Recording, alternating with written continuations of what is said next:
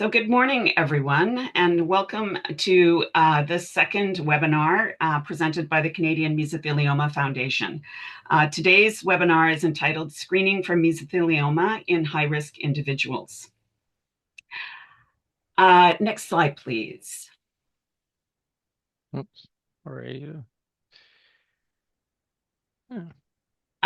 Thanks, Eric. I'd like to introduce myself before we begin the webinar. My name is Anya Keefe, and I am a fifth-generation settler of mixed English and Irish ancestry. And I would like to begin by acknowledging the land that the land on which I speak to you from, and that I am privileged to call my home for the last 40 years, is the unceded territory of the Coast Salish peoples, including the territories of the Musqueam, Squamish, and Tsleil-Waututh nations.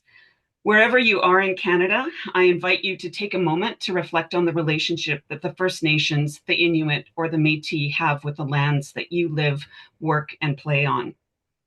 I also invite you to think about the impact of asbestos on Indigenous communities across Canada and about Raven Thundersky, an anti-asbestos crusader from the Poplar River First Nation. Ms. Thundersky grew up in a home that was insulated with zonolite, a vermiculite insulation contaminated with asbestos that was used in government-built housing on military bases and First Nation reserves. She was an activist who advocated for a public inquiry into zonolite and pressured the federal government to remove the insulation from First Nations homes. Her fight highlighted the systemic inequity faced by First Nations, who had to pay for any testing or removal of the insulation with their annual housing budgets. This was not the case for those who lived in military housing. Ms. Thundersky lost 4 of her sisters and both of her parents to mesothelioma. She died from mesothelioma in 2015, the 7th of her immediate family to die from the disease. She was 50 years old. Next slide, please. So before I introduce our speaker for today, I'd like to say a few words about the CMF.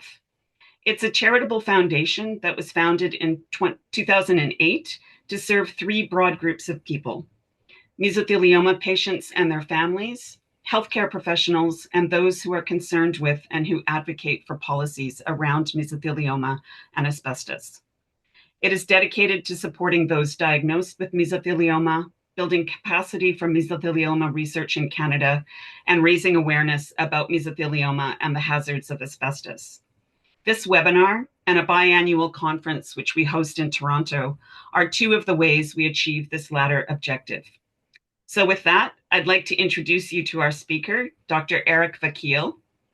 Erik is an interventional pulmonologist and clinical assistant professor at the University of Calgary. His practice is focused on the diagnosis and treatment of thoracic cancers. He completed training in pulmonary and critical care at the University of Texas, Houston, and subspecialty training in interventional pulmonology at MD Anderson Cancer Center. He also holds a Master's of Public Health in Epidemiology from Harvard T.H. Chan School of Public Health. His research interests are focused on thoracic oncology, particularly the optimal diagnostic and staging pathways for patients with suspected lung cancer and quality improvement in multidisciplinary thoracic cancer care. Welcome, Erik. So thanks, Anya, and good morning or good afternoon to those listening. I am privileged to give this webinar about screening in mesothelioma. I have no disclosures relevant to this talk. So just what we'll cover in sort of plain language, I think it's worth reviewing what is mesothelioma, who's at risk for mesothelioma, why early detection matters. And then we'll touch on a little bit on what screening means in a strictly medical sense, who should be screened, what screening tests we have available, and what the potential benefits are of screening in asbestos-exposed or high-risk patients who are at risk for mesothelioma.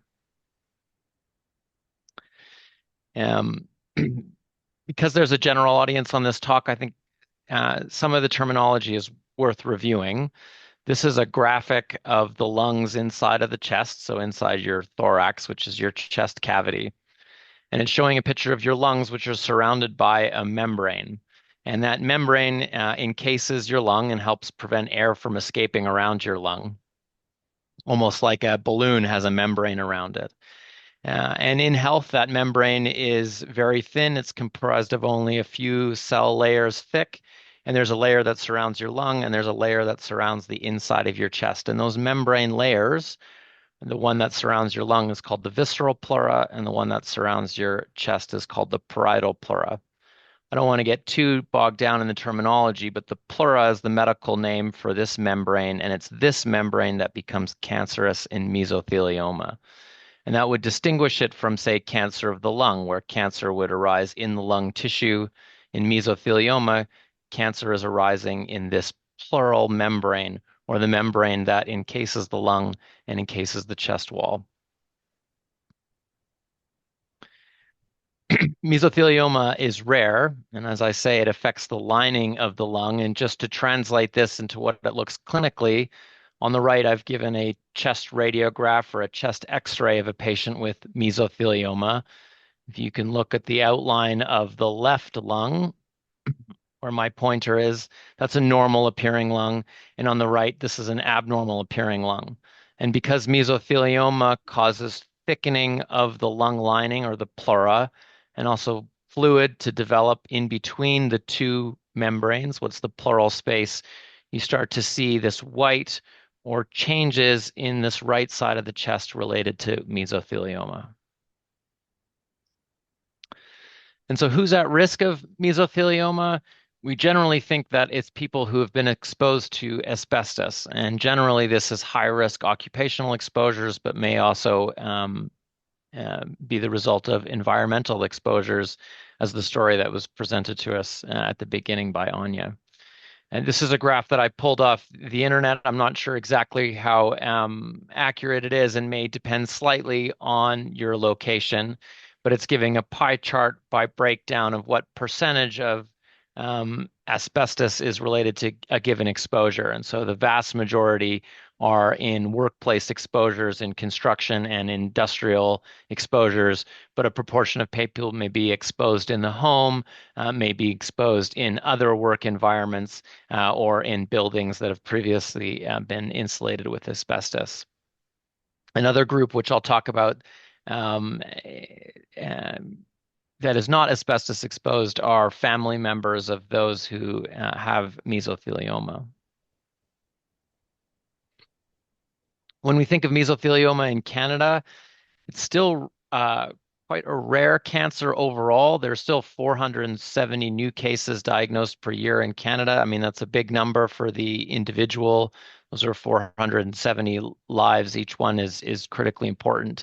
But if you zoom out, it represents only sort of 0.3% of all cancers diagnosed in Canada. So as a health system burden, it represents a small proportion of cancers in the system. And it's very regional. So the highest rates of mesothelioma are clustered in areas where exposure to asbestos historically has been high.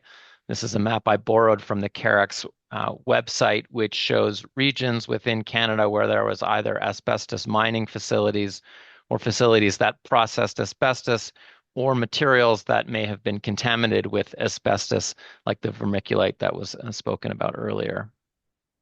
And you see that mesothelioma cases will cluster around these areas where asbestos exposure was the highest. This has implications for screening, as you want to target the most high-risk individuals. So why does early detection matters? Well, unfortunately, because mesothelioma causes few symptoms, especially in the early stage, it's often diagnosed late in the disease, which makes treating it more difficult. Patients who are diagnosed earlier may have more treatment options available to them. This is particularly true if the cancer has resulted in weight loss, or has made you otherwise less fit to tolerate treatments. And although we're not certain yet, we're hopeful that if you diagnose mesothelioma early, that our treatments would have a more beneficial effect than they would if you were diagnosed late. And so what is screening? So from a medical standpoint, screening is a very particular type of tool. okay? And it means that you're testing people without symptoms to catch a disease early. And the main, the key to that sentence is without symptoms. So if you're the health system, you have to identify an at-risk population, so all of these people in teal, and we've decided that these people are at the greatest risk of disease. And you would say that people who have had asbestos exposure are likely at the highest risk.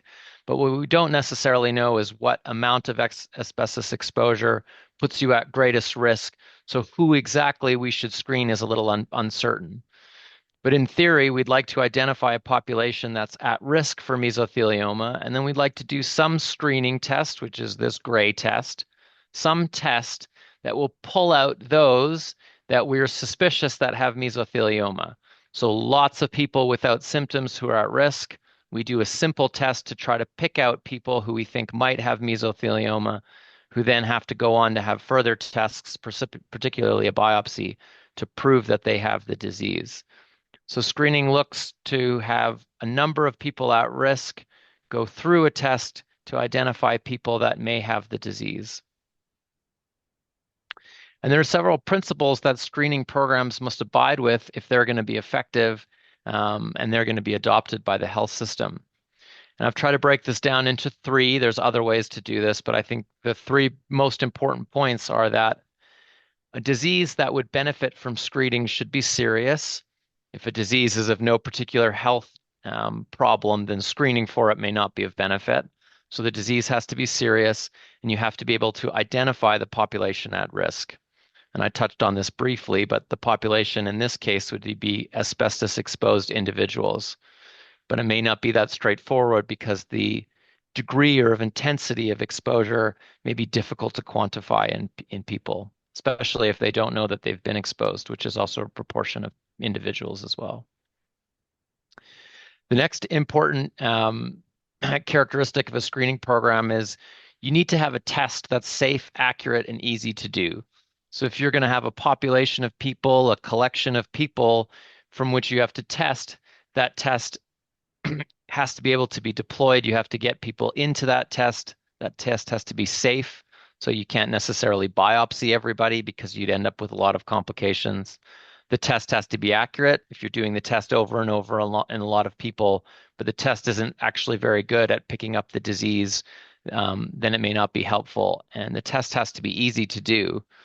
And that easy to do is relevant on many fronts. It has to be easy for the patients to go to and get tested. It also has to be something that a health system can deploy so that it's available to people who need it, that it's affordable for the health system, and that the medical system has the ability to manage the test itself. So if we're drawing blood on everybody, we have labs that can process that blood work, and we have a way to disseminate that information to the individuals who are ordering the tests. And then lastly, finding the disease early should help people live longer or better. And this, again, I've touched on this before, but only to say that if we diagnose a disease for which our treatments are not effective, then identifying it early may not impact the long-term prognosis. It may have implications for people to know whether they have cancer or not, but it may not allow the health system to treat them or change the natural course of their disease. So if you're going to develop a screening program, and in particular for mesothelioma, you really have to satisfy these criteria for an effective screening program to be available. And so I'm going to walk through each of these with respect to mesothelioma. And so the first one the disease should be serious and the population at risk identifiable. And we've talked about this. So individuals who are asbestos exposed, it's also important to say that asbestos exposed individuals in general are a motivated population. So if a screening program existed and that information was available to this patient population, we would expect that people who have been exposed to asbestos would avail of those screening programs. So I think that's helpful. The next part is, do we have a safe, accurate, and reliable screening test to offer patients with suspected mesothelioma? And the short answer is no, but I think it's worth spending a little bit of time to walk everybody through what's been studied and why and why not it may be not effective. So this type of screening tests that have been investigated in mesothelioma come in two flavors. One are medical imaging, so chest X-rays, CT scans, or other imaging technologies that you may have heard of. And then also what we call biomarkers, which are signatures in the blood, sometimes the saliva, or other bodily fluids that may provide us a clue that a patient has mesothelioma. So the most obvious one would be a chest X-ray. I showed at the beginning of this talk a chest X-ray of a patient who has mesothelioma. That patient had mesothelioma at a relatively advanced stage. But could chest X-rays, which are simple, cheap, easy to deploy, how good are chest X-rays as a screening tool for mesothelioma? And so there are a lot of studies that have looked at this, but I'll highlight one in particular. And this was the largest one that's been studied to date. So there was a cohort of almost 3,000 people in the United States who were exposed to asbestos while working in a nuclear weapons facilities throughout the United States. And so they studied these people and they looked to see everybody in this cohort, all 2,700 people, had both a chest X-ray and a CT scan. And they compared whether the findings that were shown on a CT scan, which is a much higher resolution picture of the lung, were visible on a chest X-ray. And this is a table that they've presented of their paper. And I've highlighted something called sensitivity. And sensitivity in medical language says, of those who were exposed to asbestos and who had changes on their CT scan, what percentage of those people also had abnormal findings on their chest X-ray? And if you look at those numbers, you can see that only 13% of patients who had abnormal changes in their lung, which is what this interstitial lung disease means. So abnormal changes in their lung related to asbestos exposure. Only 13% of people who had that identified on CT had it in their chest X-ray. When we look at thickening of the pleura, which can be a marker of mesothelioma, of all the people who had thickened pleura on CT, only 20% of those had also thickened pleura on chest X-ray. So you can see that chest X-ray underperforms, at least relative to CT, and doesn't show a lot of the subtle changes we expect to see in early mesothelioma or even any changes related to asbestos exposure. So in this large cohort of patients who are at risk for mesothelioma, chest X-rays seem to miss the vast majority of abnormalities that people had, up to 80%, sort of 80 to 87% of abnormalities. So this would suggest that giving chest X-rays to people who have been exposed to asbestos is unlikely to pick up mesothelioma. And so chest X-ray is not currently being offered as a way to screen for mesothelioma. Okay, I was saying that chest X-ray doesn't perform well relative to CT. Okay, well, what if we used CT scanners? So rather than offer everybody who's been exposed to asbestos a chest X-ray, we offer them a CT scan. Now, this graphic just gives the listeners an idea of what a CT scanner is. You lie on a table, you go through this machine, which is shaped as the donut, and the machine takes X-rays in cross-section through the body, and then those X-rays are layered onto each other by a computer, and we're able to look through the body in cross-section. And that's what these images throw. These are cross-sectional images through the thorax, with the lungs in black and other structures in bone and soft tissue in gray. And so you get a much higher resolution. It's almost like looking through a loaf of bread where you can take a slice away, look deeper inside the loaf of bread, get an idea of what's inside, and then you take another slice and then you get to see deeper inside. And so CT scan is another imaging technique, but offers a much higher resolution picture of the lungs. And so this has been studied, and interestingly, there was a study that was done in Canada. So 516 patients who were exposed to asbestos and who were part of occupational health in Ontario, living in Sarnia, which has a historically high rate of asbestos exposure due to the industry that was there. And so all 516 patients who participated in the study got one of those CT scans of their chest. And of those, 11 people actually had cancer. So 2.1% of the total cohort had cancer diagnosed on that one CT scan. And there was 2 cases of mesothelioma in that entire cohort. Unfortunately, the mesothelioma that was discovered was late in both patients. So this study would suggest that if you took a population of people who was at risk for mesothelioma because they were exposed to asbestos, and you gave everybody a CT scan, you would pick up maybe a few cases of mesothelioma, but it's likely that even if you did pick up mesothelioma, it's likely late in the course. And so this is challenging, so that even though CT scanners may pick up the disease, it's not clear that we're picking it up early, at least in a cross-sectional study of a certain at-risk group in Canada.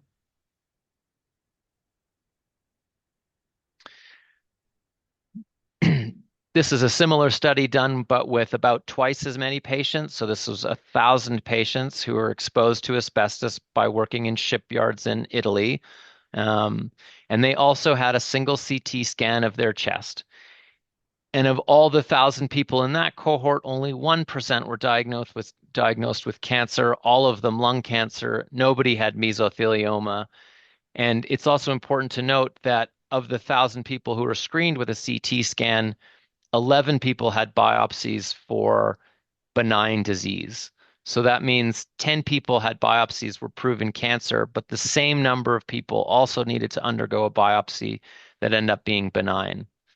And this is important to suggest that even in a large group of patients who's at risk for mesothelioma due to asbestos exposure, if we did a CT scan in all of them, we're likely to pick up only a few cancers.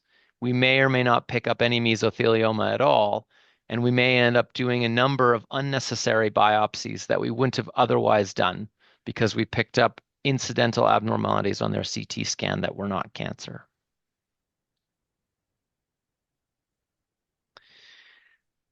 There is another imaging test called a PET scan. Some listeners may have heard of a PET scan.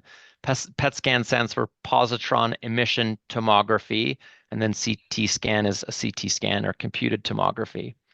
And in this cartoon, it shows that there are actually 2 donuts or 2 machines.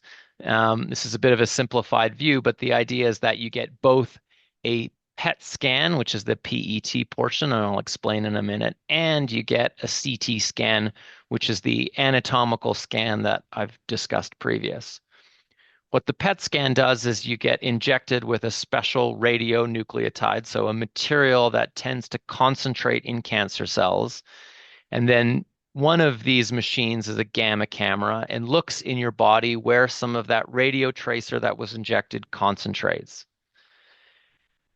And then it superimposes the concentration of that radio tracer in your body on the anatomic structures that the CT scan provides. And so this is a cross-section through the chest that's showing both structure, this grayscale image that you get in a CT scanner, and then also this heat map of radio tracer uptake within the chest. And in this case, there's quite a bit of radio tracer uptake in the left side of this patient's chest, and this is somebody who has mesothelioma. So not only do you see abnormalities on the CT scan, but you overlay activity in the tissues. And the combination of these 2 images is sometimes better at picking up mesothelioma than just the CT scan alone.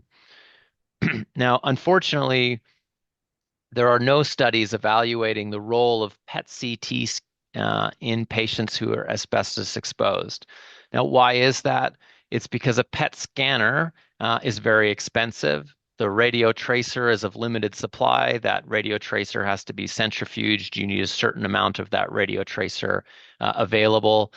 Interpretation of the PET scan is more challenging than a CT alone. So the resources that are required to offer a large number of people who are asbestos exposed a PET scan is prohibitive.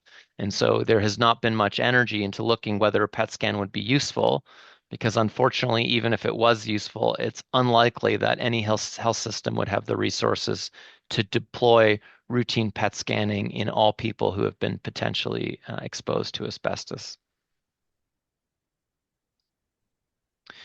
So that's a review of the three imaging technologies. X-ray, which is not sensitive enough, meaning that it's likely to miss the disease in those who have it. CT scanners, which though are sensitive for mesothelioma, in studies where it's been deployed in at-risk individuals, seem to picks up no mesothelioma, or when it does find mesothelioma, it still finds it late. And a PET scanner, which though may be better than a CT scanner, is likely too expensive. And so that leaves us with the most promising set of screening tests, which are biomarkers. And as I mentioned, biomarkers are substances in the blood or sometimes saliva or other body fluids that may be higher or lower in people with mesothelioma in particular. And of all of the biomarkers that have been studied, this one, soluble mesothelin-related peptides, or SMRP, is by far the most studied. And rather than just identify a few individual studies, this group of doctors and scientists gathered all the studies that were available on SMRP to date and tried to summarize each study in what's called a meta-analysis. And so on the y-axis of this graph, you see a name, and this is referencing the group of researchers and their relevant references, groups of researchers who had published information on SMRP. And the small n here is the number of people who had a elevated SMRP over all the people who had mesothelioma in the cohort. And so for each study, it's saying that this group, they had 249 people with mesothelioma, and only 158 of those people had elevated SMRP in their blood. And then they summarized this for all of the studies that have been done to date, and this was up to about 2012, although this biomarker has fallen out of favor since then. So this study represents the majority of research that's been done on this particular biomarker. And if you look at the summary of all these, you can see that in no case are the majority of patients who have mesothelioma also having elevated levels of SMRP. So even though SMRP was a promising biomarker for a long time, multiple studies have shown that it's insufficiently sensitive to be a good screening tool, meaning that it's unlikely to pick up, or it's very likely to miss disease in those who have it. And why is that? Well, SMRP is variable depending on a variety of other factors, not just mesothelioma. So your age, the way it's measured, if you have another cancer, the kind of mesothelioma you may have, all of those things influence the level of SMRP in the blood and others. So even though SMRP is elevated in a proportion of people with mesothelioma, it's not elevated in enough. And if you were to take a number of people who are at risk for mesothelioma and test SMRP, you're likely to miss mesothelioma in that cohort. And so in addition to SMRP, there've been many others tested. I've just listed them here, not to go through the literature on each of these. And I think this little cartoon guy says it all. None of these, unfortunately, have proven to be a good molecule or a good biomarker for a screening test for a variety of different reasons.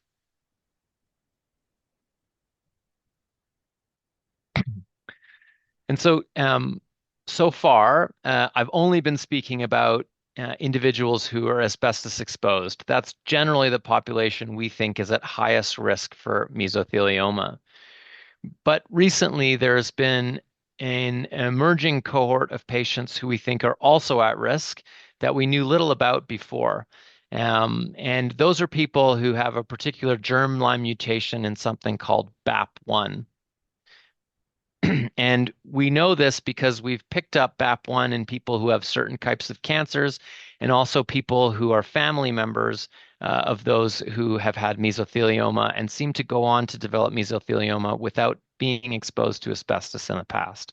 So there's a genetic predisposition to developing mesothelioma, not just asbestos exposure.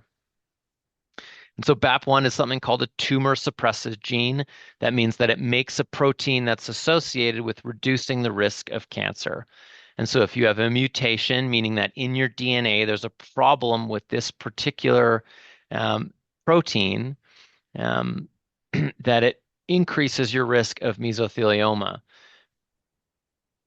But BAP1 also, if you have a mutation in BAP1, we also know that not only does it increase your risk of mesothelioma, it may also increase your risk of melanoma and kidney cancers and some other rare cancers. But this is a relatively recent discovery that in patients with mesothelioma who have a germline mutation for BAP1, that family members may be at risk, and they themselves were at increased risk of mesothelioma compared to the baseline population.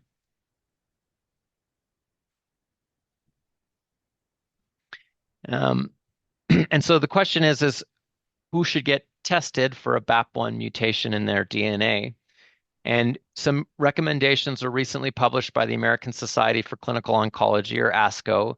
There are many professional societies around the world that offer recommendations. I have no particular bias towards ASCO, other than that these are some of the latest recommendations that are available and have taken in a lot of the information that's been published over the last 7 years or so, because there's been quite an acceleration of interest in BAP1 and some mesothelioma research.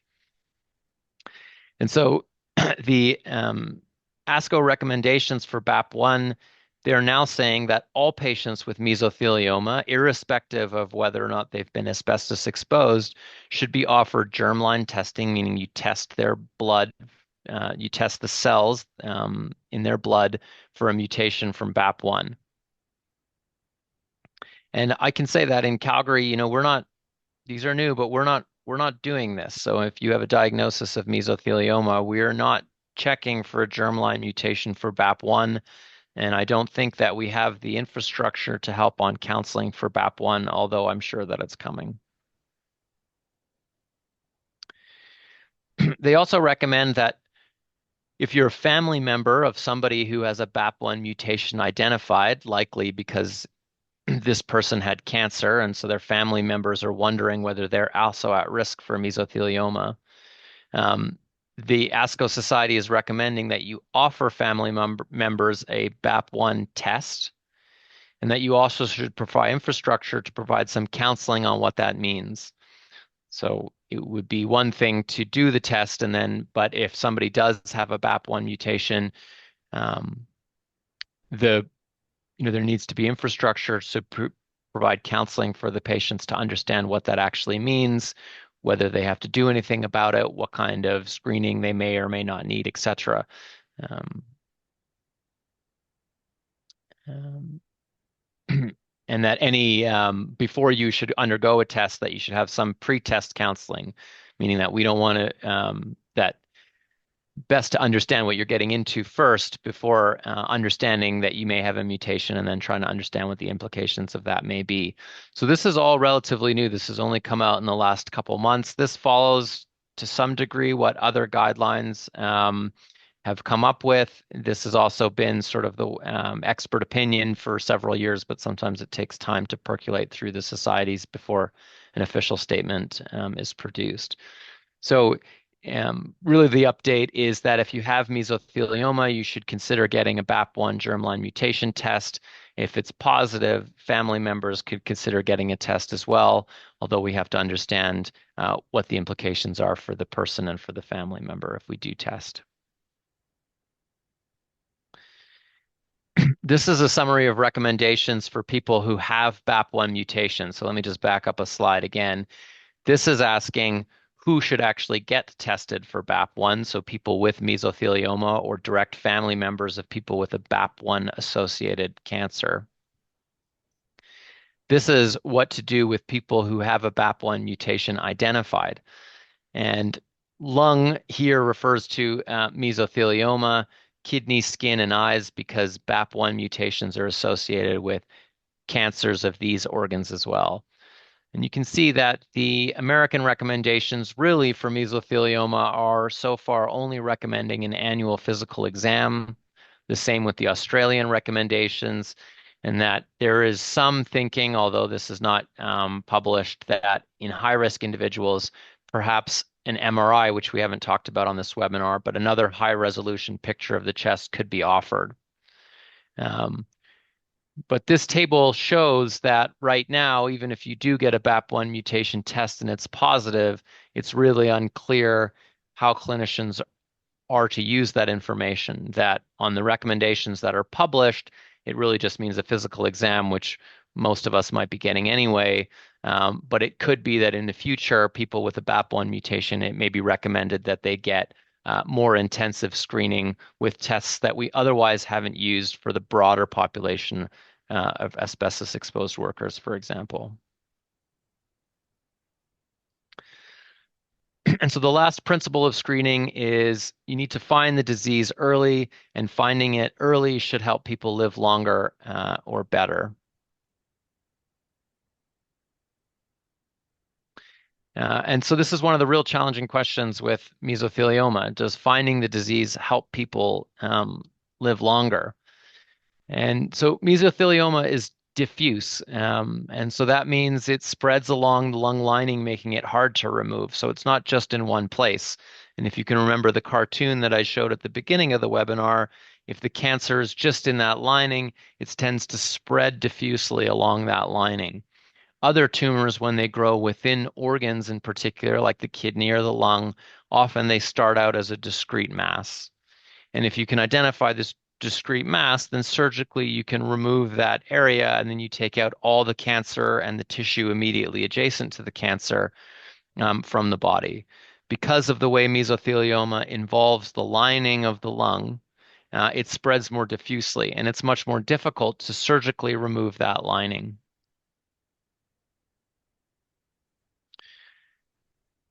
We also know that so far, unfortunately, there's no proven curative treatment for mesothelioma. Now, this isn't a talk about the treatment for mesothelioma, but treatment for mesothelioma is a little bit relevant here. For a long time, I think until 2019, there was only one approved therapy for mesothelioma of the lungs, and that was chemotherapy, a combination of chemotherapy agents. More recently, immunotherapy, which is a type of therapy that's directed towards the immune system to help patients' own immune system fight the cancer.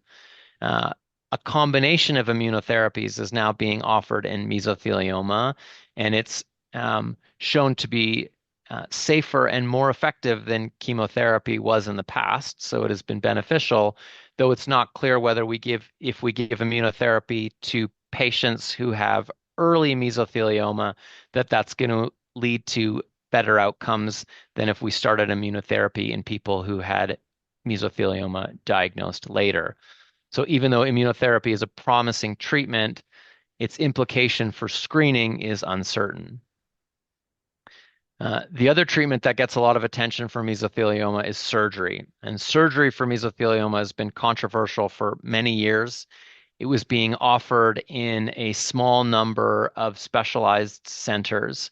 The idea being that if mesothelioma was caught early, maybe it could be removed, or even if it was extensive, if we removed the lung lining along with the lung itself, that there'd be no residual cancer left in the chest, and surgery could be an effective strategy.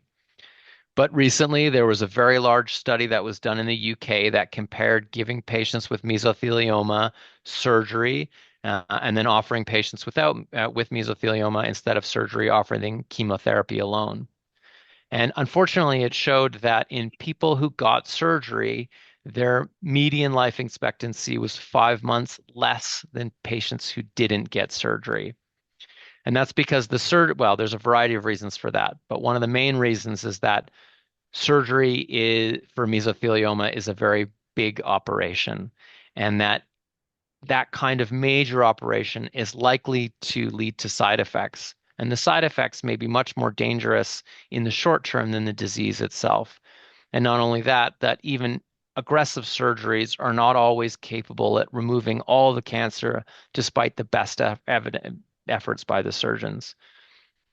So as it stands now, in general, surgery is not recommended for mesothelioma of any kind diagnosed at any point during the course of the disease. So the implication for screening is that even if we were to screen detect mesothelioma early, neither immunotherapy nor surgery, it's not clear whether either of those treatments would help those patients live longer. And so far, earlier detection has not changed the natural course of the disease.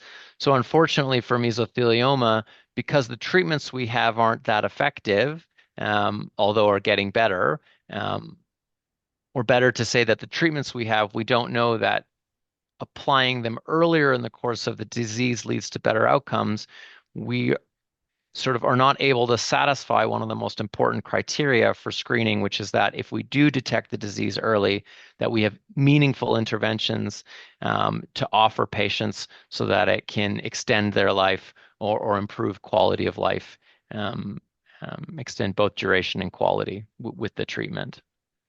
So in conclusion, asbestos-exposed individuals and those with BAP1 mutation or family members and patients who have a BAP1 mutation, we know that there are increased risk for mesothelioma. That unfortunately we don't have a screening test that's accurate, safe, and easy to do. Although if we refine the population to few people at the greatest risk, we do know that CT scans, MRIs, and some other tests may pick up mesothelioma, but we'd have to be careful about how many patients we actually screen in order to use those tests because they're expensive and we don't, it's difficult to offer everybody a PET scan, for example. And we don't know whether intervening early, either with immunotherapy or surgery, benefits the patients. And so hopefully, there's been quite an acceleration of interest in mesothelioma research in the last 7 years or longer. Um, which is a change. There was a period of time where there hadn't been a lot of research in mesothelioma, but luckily the pace of research has picked up. And so there's still promise that we come up with better diagnostic tests that we might be able to deploy to a larger population at risk. And then also importantly, that we continue to develop therapies that will improve the outcomes for patients with mesothelioma. That's what I have. Thank you. And can Thank you open to so much. questions. Thank you so much, Erik. I will pause the recording and then we can open it up for questions.